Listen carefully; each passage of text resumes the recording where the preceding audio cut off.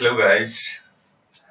And in today's session, I'm going to once again talk to you for CSIR NET license preparation. As in the previous video, I have already told you this examination is all about testing your analytical ability, your memory capacity, your thinking ability.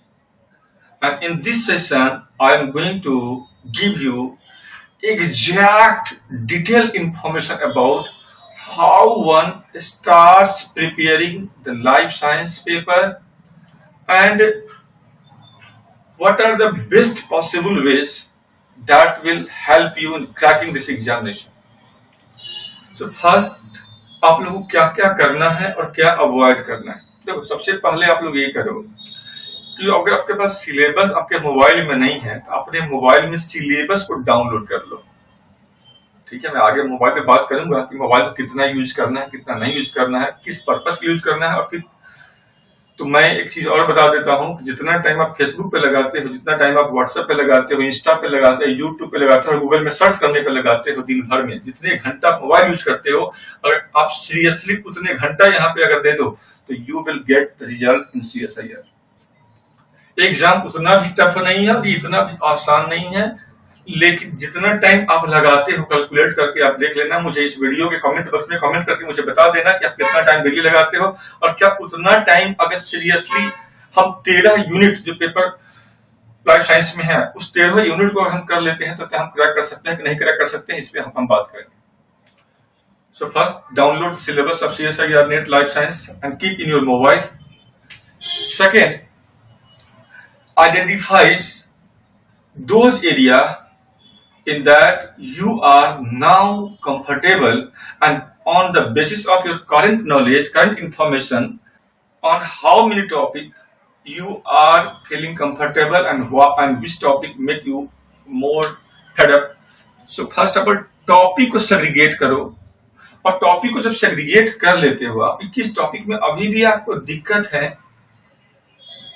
जैसा कि मैंने पहले बताया था कि life science में total 13 units हैं, तो 13 यूनिट में से आपको ये पहचानना है कि किस यूनिट में आपका कमांड है और किस में अभी भी आपका कमांड नहीं है।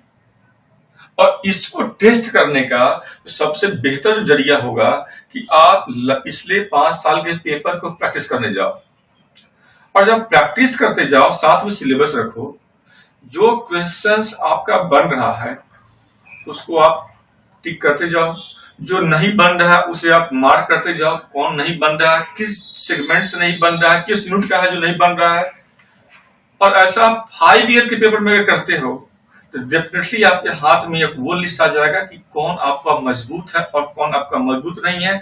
So on the basis of your current knowledge, current information, try to go through the previous year questions, solve them properly and mark how many questions from what unit you help to solve, and definitely वही topic CSIR NET के लिए वो hurdle है, burden है, tension का topic है, tough है, unknown है, या हमारा उस पर कॉन्सेप्ट बेहतर नहीं है, वो अपने आप में वो चिल्ला चिल्ला के बताता होगा।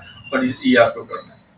First, prepare once again your stronger topic, जो जिसपे आपको कमांड है, जो आपको लगता है कि मजबूत है, फर्स्ट उसको प्रिपेयर करो। अगर उसका नोट्स आपके पास है उस नोट्स को एक बार गो थ्रू हो जाओ। अगर वो डिसऑर्गेनाइज है तो उसे रीऑर्गेनाइज कर लो। और उसके बाद जो आपके पास टाइम बचता है, क्योंकि आपका जो भी कमांड है उस पर तो तय बात है कि वहां पे टाइम कम लगेगा, तो आपके पास एक इनफ टाइम मिल जाएगा। तो इनफ अगर टाइम मिलता है और जून में एग्जाम, दिसंबर में एग्जाम को क्रैक करना है तो तैयारी क्या करनी होगी, हमें पहले स्ट्रॉन्ग वाले को हम करके जल्दी से जल्दी उसको हम साइड कर ले, और सिलेबस जो आपके पास है उन सिलेबस को क्या करो आप लोग, जो स्ट्रॉन्ग वाला है उसको अपने सिलेबस में से हटा दो ताकि वो बोझ कम रहे। ठीक है, आउट ऑफ 13 यूनिट जो भी यूनिट आपका कमांड है, जिसपे आपका कॉन्सेप्ट क्लियर है, उसको अपने साथ रखिए। रेस्ट को आप सिलेबस से भी हटा दो और आपका सिलेबस अब छोटा हो जाएगा। और वो जो आपका जो डिफिकल्ट एरिया है, ठीक है, जो वीक एरिया है आपके लिए, उस वीक एरिया पे अब आपको काम करना है।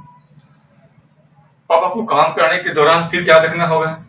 अगर आप मान लो पढ़ाई करते हो 8 घंटा, suppose if you are daily paying 8 hour on study, then what you need to do? At least gives 2 hours on practice and 2 hours on revision. Revision is the key to success because it's a revision that gives you analytical ability.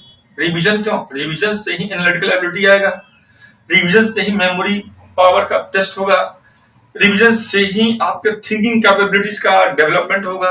तो अगर आप revision ही नहीं करोगे तो आप तय बात है कि आप थिंक नहीं कर सकते हो, CSIR के सवाल को एग्जाम हॉल में रियल टाइम में आप सोल्व नहीं कर सकते हो। ये प्रॉब्लम वहां पे बनी रहेगी। इसलिए आपको रिवीजन करना है। और रिवीजन क्यों करना है? रिवीजन के साथ साथ प्रैक्टिस भी करना है। So if you are paying 8 hours, pay 2 hours, once again I repeat, pay 2 hours on practising and 2 hours on revision. और डेली करना है आपको डेली करना है, ये ध्यान रखो। आप पढ़ाई थोड़ा धीमा हो, पढ़ाई जेन्युइन होना चाहिए, व्यवहारिक होना चाहिए, प्रैक्टिकल होना चाहिए। नहीं तो क्या होता है, वही पढ़ाई कल होकर के हमारे लिए घातक हो जाता है, हमारा परिणाम कुछ भी नहीं आ पाता है। तो परिणाम अगर चाहते हो कि आए तो उसके जरूरी है कि हम कुछ बातों को ध्यान रखें। देन है कि प्रैक्टिस करना है आप लोगों को प्रीवियस ईयर क्वेश्चंस का। अब प्रीवियस ईयर क्वेश्चंस कब से कब तक प्रैक्टिस करें? आपको जो नेट पे आपको 10 ईयर का मिलता है, 12 ईयर का मिलता है, जो भी मिलता है उसको सोल्व करो, आप उसी को सोल्व करो। And avoid buying separate books for each topic because it creates unnecessary burden. मतलब बगैर मतलब का आपके ऊपर ही टेंशन का पहाड़ खड़ा कर देगा। तो एडवांस जितने ही बुक हैं, बड़े बड़े बुक हैं, बड़े बड़े कोचिंग हैं, बड़े बड़े नाम है, ठीक है, और 1000 पेज से कम का कोई बुक नहीं है। तो ऐसे बुक को पढ़ने की जरूरत मेरे समझ से तो नहीं है। यहाँ पे हमें प्लान वे में अपने नोट्स के दम पर खुद से तैयार करके और एक वैसा नोट जिसका समझ आपको हो, जिस पे आपने एनालिसिस किया हुआ हो, या 1 to 1 जहां पे आपने क्लास किया हुआ हो, जहां पे टीचर ने आपको टाइम दिया हुआ हो, जहां पे आप टीचर से इंटरेक्ट किए हो, और 2 वे कम्युनिकेशन के बाद वो नोट्स का वो टेस्टिफाई हुआ हो, तो तय बात है कि सिलेक्शन जरूर होगा। तो इसके अलावा हम लोग एक काम ये कर सकते हैं, अगर आप इनरोल नहीं हो तो आप कहीं भी ऑनलाइन टेस्ट के लिए एटलीस्ट इनरोलमेंट आपको होना चाहिए। क्योंकि CSIR ऑनलाइन होने लगा है, तो ऑनलाइन जो एग्जाम हो रहा है उसका टेस्ट भी ऑनलाइन होते ज्यादा अच्छा होगा। आपको डे बाय डे प्रैक्टिस के साथ, और एग्जाम हॉल में जब जाते हो आप, तो एग्जाम का तो उस समय में आपको थोड़ा सा कंफर्ट जोन में आप रहोगे। तो हमेशा आपको एक ऑनलाइन टेस्ट के साथ इनरोलमेंट आपका होना चाहिए, चाहे आप हमारे साथ टेस्ट करो या कहीं भी करते हो। लेकिन हाँ, टेस्ट जब आप करो तो क्वेश्चंस को देख लेना, क्वेश्चंस का लेवल कैसा है। अगर नहीं तो इमीडिएटली अवॉइड करो ऑनलाइन। अगर आप मेरे नियर बाई में हो, जैसे now we are providing this session from the Mukherjee Nagar at Master Stroke IAS Academy, तो यहाँ से अब मिल रहा है। साइंस यूट्यूब चैनल है, तो यूट्यूब पे भी मैं आता हूं, पर यूट्यूब पे क्या होता है, 2 वे कम्युनिकेशन नहीं हो पाता। तो अगर आप इनरोलमेंट लेते हो और जूम ऐप के थ्रू जो हम क्लास दे रहे हैं ऑनलाइन, तो उस ऐप से आप क्लास देकर 2 वे कम्युनिकेशन कर सकते हैं, तो इंडिविजुअल को भी हम ऑनलाइन में क्लियर कर सकते हैं। क्योंकि हमारे यहाँ जो टेस्ट है ऑनलाइन, उसमें इन ए सिंगल बैच 20 स्टूडेंट्स का ही स्ट्रेंथ होगा, और 20 स्टूडेंट्स से ज्यादा हम नहीं रखते हैं, ताकि उनको ऑनलाइन में दिक्कत नहीं हो। अगर आप पास में हो, दिल्ली में हो, या दिल्ली आना चाहते हो, तो आप यहाँ पे आकर के ऑफलाइन क्लास कर सकते हैं। ये अलग मुद्दा है। अगर अदरवाइज आप जिस लोकल एरिया में हो तो आप वहीं पे कोई कोचिंग है, आप वहां भी क्लास कर सकते हो। लेकिन क्लास जरूरी है, टीचर का गाइडेंस जरूरी है, टीचर के साथ रहकर तैयारी करना जरूरी है, और एक ऐसा टीचर जो आप पे फोकस रहे, आपकी तैयारी का ओवरऑल जानकारी उसके पास हो, और एक प्रोग्रेसिव उनके पास प्लान हो कि how that plan work for you और नॉट, बिकॉज इंडिविजुअल्स का प्रॉब्लम उसका अपना होता है। आप टीचर को हर एक बच्चे के लिए अलग से प्लान बनाने की जरूरत होती है, अगर इसके बगैर सिलेक्शन मिलना मुश्किल। तो मेरा मानना है अगर टीचर फोकस तरीके पे इंडिविजुअल बच्चे के प्रॉब्लम को देखते हुए, एसेस करते हुए अगर कोई प्लान करता है और उस बच्चे पे एग्जीक्यूट करता है और बच्चा उस पे दोनों साथ चलता है, डेफिनेटली क्या होता है, बच्चा क्रैक करता है। तो इसको थोड़ा सा प्रैक्टिकल होकर देखना होगा, जुडिशियसली तय करना होगा, नहीं तो क्या होगा कि हम फिर नहीं तय कर पाते। देन है कि वर्क हमेशा आप जब करते हो तो प्रोग्रेसिव मैनर में वर्क करो, और ये ड्यूटी आपका भी है, टीचर्स के भी है, किसी संस्था का भी है। और हमेशा अवॉइड करो आप पैसिव स्टडी को। पैसिव स्टडी का मतलब हुआ आप पढ़ रहे हो पर आपके पास कॉपी नहीं है, कलम नहीं है, कॉपी कलम है तो बुक नहीं है, कॉपी कलम बुक है, तीनों है तो आप मोबाइल पे लगे हुए हैं। These are the passive approach of study. So do active study, when you are studying you have pen in your hand, copy in your hand, whatever concept you develop, you gather, decode that concept in your notebook. So in that progressive way, and whatever topic you are going to start, so you must finish that topic on that session and do practice after completing the session on that day also. So this is the active study. So there is the difference between active and passive study. You need to work actively, not passively. which सक्रिय अध्ययन करना है, जगे हुए रूप से पढ़ाई करना है, और सोए सोए पढ़ना है। अनमने ढंग से पढ़ने से बड़ा सा अंतर होता है। तो आपको अनमने ढंग से नहीं पढ़ना है, आपको जग के पढ़ना है। नहीं ऐसा कि बस मोबाइल हाथ में है और पढ़ाई हम कर रहे हैं, है ना, ये भी नहीं होना चाहिए।